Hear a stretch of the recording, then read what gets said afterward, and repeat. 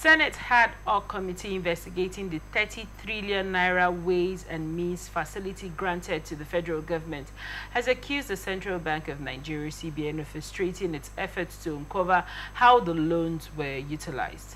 The 30 trillion naira Ways and Means facility was allegedly granted to the federal government between 2015 and 2023. The committee chairman Issa Jubrin made the allegation on Tuesday after receiving an interim report from its consultant. Jubrin, the senator for Kogi East, said the CBN has refused to provide the necessary documents to facilitate the investigation, thereby delaying the completion of the assignment. Although the representative of the CBN, Malam Hamisu Abdullahi, Director of Banking Services, tried to say the Apex Bank provided all the documents requested, the chairman said the facts were different. He said none of the documents were submitted to us, adding that as it is, we will not allow you to attend the next meeting because you have been coming here for the same reason. The least person that will attend the next meeting should be a deputy governor of CBN.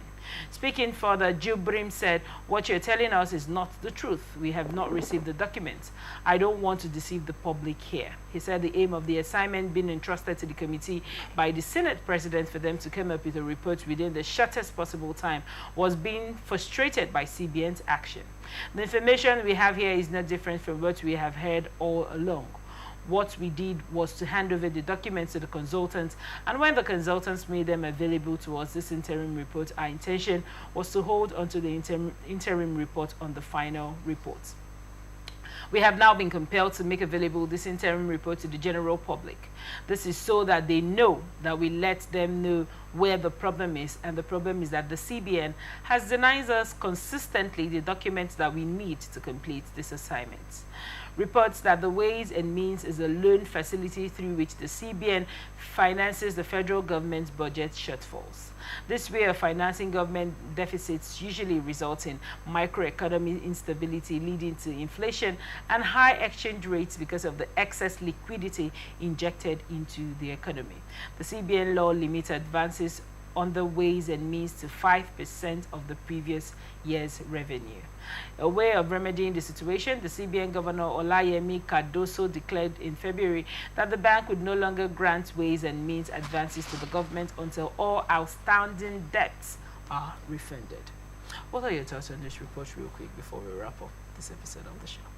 Well, it's worrisome that government agencies don't make documents available during investigation. Then, very serious concern is the issue of as big as the Senate, Right. or as high as the Senate, during investigating the central bank. The CBN have a governor, a deputy governor, Right. and they will send somebody that is below this category to go and represent the central bank before the Senate. For me, that's a letdown on the Senate. The Senate, I think the least it should be the CBN governor himself that should be available to defend issues like this. Now, the CBN, if the CBN governor is not disposed, a deputy governor can hold brief for him, not a director who do not have any information, because that's what played out. The director do not have any information to present to the Senate, does not even have any document, and you are before the Nigerian Senate to defend trillions of naira that were disbursed. It does not make sense. I think what the Senate would have done is to insist, of course, which what they did, is to insist that it must be either the governor or the deputy governor who can answer questions. We have seen cases where people who don't have information go to Senate, House of Reps to make presentation, and they do not have the proper information to present before the assembly.